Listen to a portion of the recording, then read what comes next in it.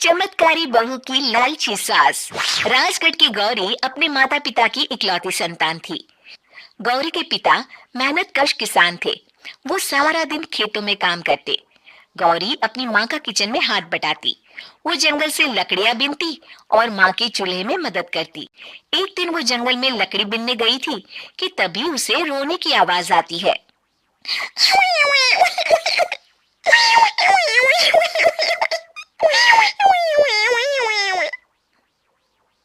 अरे, यहाँ कौन रो रहा है?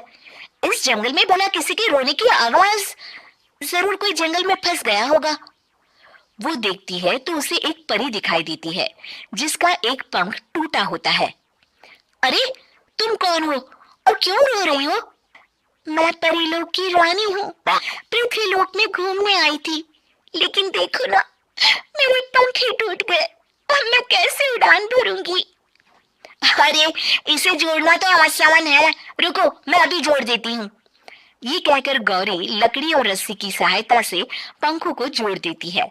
परी अपने जुड़े हुए पंखों को देखकर खुश हो जाती है और गौरी को वरदान देती है कि वो पूर्णिमा की रात किसी भी चीज को हाथ लगाएगी तो वो सोने की हो जाएगी। लेकिन लेकिन गलती से अगर उसने किसी इंसान को छू लिया तो वो अगली पूर्णिमा तक सोने का ही रहेगा।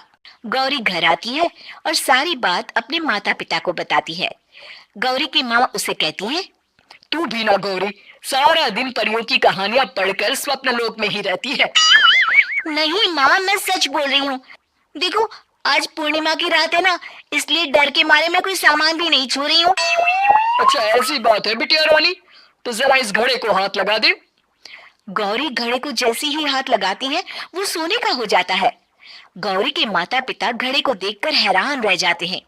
अगले दिन गौरी के पिता उस घड़े को सुनार के पास बेचने जाते हैं तो रास्ते में उन्हें कंचा काकी मिलती है।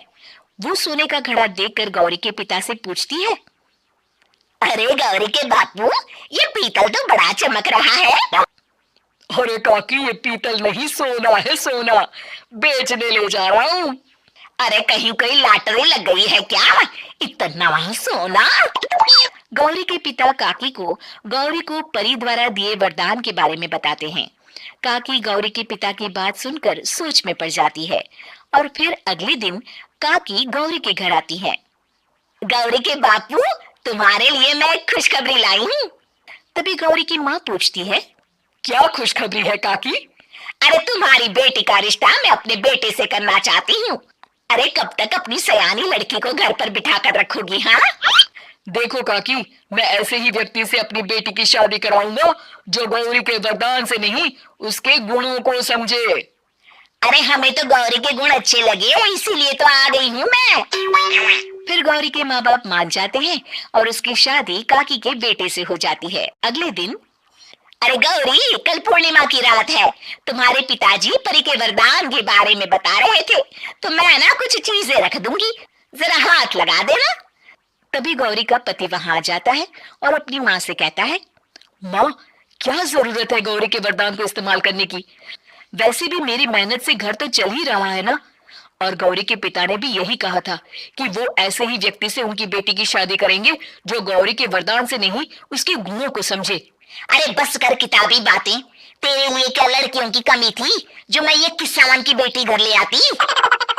और सुन गौरी, कल अगर तूने सारी चीजों को सोने का नहीं किया तो मैं तुझे घर से निकाल दूंगी और अपने बेटे की दूसरी शादी करवा दूंगी, समझी? इतना कहकर गौरी की सास वहां से चली जाती है। अगली पूर्णिमा की रात गौरी की सास गौरी के सामने ढेर सारे बर्तन रख देती है और कहती है, जल्दी कर गौरी, रात खत्म हो जाएगी। जल्दी जल्दी इन सारे बर्तनों को हाथ लगाकर सोने का कर दे। गौरी करती भी तो क्या, वो जैसे ही एक छोटे से बर्तन को छूने वाली होती है कि उसकी सांस भड़क जाती है। क्या मजाक बना रखा है? इतने छोटे से बर्तन में क्या होगा? ये ले, ये बड़ा वाला बर्तन। जैसे ही बड़ा सा बर्तन लेकर गौरी की सांस उसकी तरफ बढ़ती है, वैसे ही बर्तन के बाहर से वो धड़ाम से गिर जाती है। सांस को गिरा देख गौरी उन्हें संभालने दौड़ती है और वो सास को हाथ लगाकर कहती है, अरे सासू माँ, क्या हो गया आपको? कहीं चोट तो नहीं लगी ना? लेकिन जैसे ही वो हाथ सास से हटाती है तो देखती है कि उसकी सास सोने की हो गई है।